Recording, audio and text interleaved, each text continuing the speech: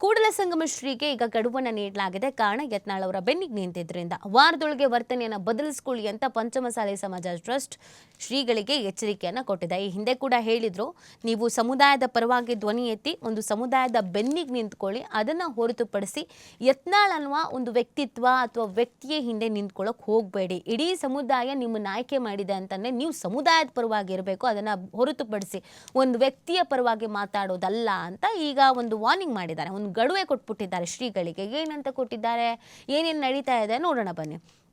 ಯಾವುದೇ ವ್ಯಕ್ತಿ ಪಕ್ಷದ ಪರ ನಿಲ್ಲದಂತೆ ಮನವಿ ಮಾಡಿದ್ರು ಕೂಡಲಸಂಗಮ ಪೀಠದ ಬಸವಜಯ ಮೃತ್ಯುಂಜಯ ಶ್ರೀಗಳು ಅದಕ್ಕೆ ಸ್ಪಂದಿಸಿಲ್ಲ. ಈಗ 1 ವಾರದ ಗಡುವು ನೀಡಲಾಗ್ತಿದೆ. ಅಷ್ಟರೊಳಗೆ ಅವರು ತಮ್ಮ ವರ್ತನೆಯನ್ನು ಸುಧಾರಿಸಿಕೊಳ್ತಿದ್ರೆ ಕಟ್ಟುನಿಟ್ಟಿನ ಕ್ರಮವನ್ನು ಕೈಗೊಳ್ಳೋದು ಖಚಿತ ಅಂತ ಅಖಿಲ ಭಾರತ ಲಿಂಗಾಯತ ಪಂಚಮಸಾಲಿ ಸಮಾಜ ಟ್ರಸ್ಟ್ ಎಚ್ಚರಿಸಿದೆ. ನಗರದ ಸಮಾಜದ ಪರವಾಗಿ ಮಾಧ್ಯಮದೊಂದಿಗೆ ವಿವರ ನೀಡಿದಂಥ ವಿಧಾನ ಪರಿಷತ್ ಮಾಜಿ ಸದಸ್ಯ ಮೋಹನ ಲಿಂಬಿಕಾಯಿ, ಶ್ರೀಗಳು ಸಮಾಜಕ್ಕಿಂತ ದೊಡ್ಡವರಲ್ಲ, ಸಮಾಜ ಇದ್ದಾಗ ಶ್ರೀಗಳು ಎಂಬುದನ್ನು ಅವರು ಅರಿಬೇಕು. ಶ್ರೀಗಳನ್ನ ನೇಮಕ ಮಾಡಿದ ಟ್ರಸ್ಟ್ಗೆ ಕಿತ್ತಾಕುವ ಅಧಿಕಾರವೂ ಇದೆ. ಇದು ಮುಂದುವರೆದೇ ಕ್ರಮ ಕೈಗೊಳ್ಳಲಾಗುತ್ತೆ ಅಂತ ಎಚ್ಚರಿಸಿದ್ದಾರೆ. ಟ್ರಸ್ಟ್ನ ಸಂಸ್ಥಾಪಕ ಅಧ್ಯಕ್ಷ ಪ್ರಭಣ್ಣ ಹುಣಸಿಕಟ್ಟಿ ವಿರುದ್ಧ ಬಸನಗೌಡ ಪಾಟೀಲ್ ಯತ್ನಾಳ್ ಇಲ್ಲಸಲ್ಲದ ಆರೋಪ ಮಾಡಿದ್ದಾರೆ. ಅರಿವಿಲ್ಲದೆ ಟ್ರಸ್ಟ್ ಹಾಗೂ ಅಧ್ಯಕ್ಷರನ್ನ ಅವಮಾನಿಸಿದ್ದಾರೆ. ಕೂಡಲೇ ಬಹಿರಂಗ ಕ್ಷಮೆಯನ್ನ ಕೇಳ್ತಿದ್ರೆ ಕಾನೂನಾತ್ಮಕ ಹೋರಾಟವನ್ನು ಮಾಡಬೇಕಾಗದಂತ ಅನಿವಾರ್ಯತೆ ಇದೆ ಅನ್ನೋದನ್ನು ಕೂಡ ಹೇಳಿದ್ದಾರೆ. ಇನ್ನು ಕಾಶಪ್ಪನವರು ಹೊಸ ಬಾಂಬ್ ಬೇರೆ ಸಿಡಿಸಿಬಿಟ್ಟಿದ್ದಾರೆ. 2C2D ಮೀಸಲು ಒಪ್ಪಿಕೊಳ್ಳಲು ಶ್ರೀಗಳು ಬಿಜೆಪಿ ಸರ್ಕಾರದೊಂದಿಗೆ ಡೀಲ್ ಮಾಡಿಕೊಂಡಿದ್ರು ಅಂತ ಶಾಸಕ ಟ್ರಸ್ಟ್ನ ಮುಖಂಡ ವಿಜಯಾನಂದ ಕಾಶಪ್ಪನವರ ಹೊಸ ಬಾಂಬ್ ಅನ್ನು ಹಾಕಿರೋದು.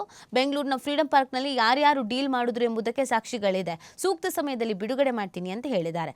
ಸಭೆಯಲ್ಲಿ ಟ್ರಸ್ಟ್ ಅಧ್ಯಕ್ಷ ಪ್ರಭಣ್ಣ ಹುಣಸಿಕಟ್ಟಿ, ಮಾಜಿ ಸಚಿವ ಮುರುಗೇಶ್ ನಿರಾಣಿ, ಪ್ರಧಾನ ಕಾರ್ಯದರ್ಶಿ ನೀಲಕಂಠ ಹಸೂಟಿ, ಮಾಜಿ ಶಾಸಕರಾದ MS ಅಕ್ಕಿ, ಹಾಗೆಯೇ SI ಚಿಕ್ಕನಗೌಡರ ಇನ್ನು ಮುಂತಾದಂತಹ ಮುಖಂಡರುಗಳು ಭಾಗಿಯಾಗಿದ್ರು.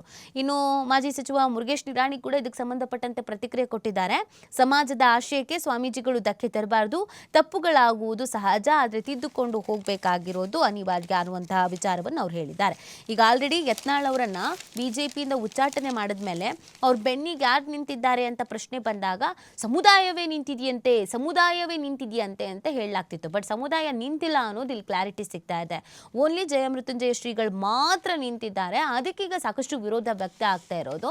ಈಗ ಆಲ್ರೆಡಿ ಒಂದ್ಸತಿ ಹೇಳಿದ್ದಾರೆ, ಆದರೂ ಕೂಡ ಶ್ರೀಗಳು ಯತ್ನಾಳ್ ಅವ್ರ ಹಿಂದೆ ಮುಂದೆ ಸುತ್ತಾ ಇದ್ದಾರೆ, ಏನ್ ಬೇಕು ಅದನ್ನ ಮಾತಾಡ್ತಾ ಇದ್ದಾರೆ. ಇದು ಸರಿಯಲ್ಲ. ಈಗ ಒಂದು ಟ್ರಸ್ಟು ನಮ್ಮ ಶ್ರೀಗಳು ಇವ್ರು ಇರ್ಲಿ ಅಂತ ಆಯ್ಕೆ ಮಾಡುತ್ತೆ ಅಂದ್ರೆ ನಮಗೆ ಈ ಶ್ರೀಗಳು ಬೇಡ ಅಂತ ಕಿತಾಕೋಕ್ಕೂ ಕೂಡ ಅಧಿಕಾರ ಇದೆ ಅನ್ನುವಂಥ ವಾಲ್ ಅನ್ನ ಮಾಡ್ಬಿಡ್ತಾ ಇದ್ದಾರೆ. ಸೊ ಇದಕ್ಕೆ ಶ್ರೀಗಳ ಪ್ರತಿಕ್ರಿಯೆ ಏನು ಗೆತ್ತಾ ಅನ್ನೋದ್ರ ಬಗ್ಗೆ ಮಾಹಿತಿ ಸಿಗಬೇಕು. ಇದೆಲ್ಲದಕ್ಕಿಂತ ಹೆಚ್ಚಾಗಿ ಡೀಲ್ ಆಗಿದೆ ಅನ್ನುವಂಥ ಒಂದು ಗಂಭೀರವಾದಂಥ ಆರೋಪವನ್ನು ಮಾಡಿರೋದು. ಏನು ಡೀಲ್ ಆಗಿದೆ, ಯಾರು ಡೀಲ್ ಮಾಡ್ಕೊಂಡಿದ್ದಾರೆ, ಯಾರ ಜೊತೆ ಡೀಲ್ ಮಾಡ್ಕೊಂಡಿದ್ದಾರೆ, ಸಮಾಜಕ್ಕೆ ಒಳಿತಾಗುವಂಥ ವಿಚಾರದಲ್ಲಿ ಡೀಲಿಂಗ್ ಆಗಿದೆಯಾ? ಸೊ ಇದೆಲ್ಲವೂ ಕೂಡ ಪ್ರಶ್ನೆ ಇದೆ. ಯತ್ನಾಳ್ ಅವರ ಬೆನ್ನಿಗೆ ಜಯಮೃತ್ಯುಂಜಯ ಶ್ರೀಗಳು ನಿಂತಿರೋದೇ ದೊಡ್ಡ ತಪ್ಪಾಗಿದೆ ಅಂತ ಕಾಣಿಸುತ್ತೆ.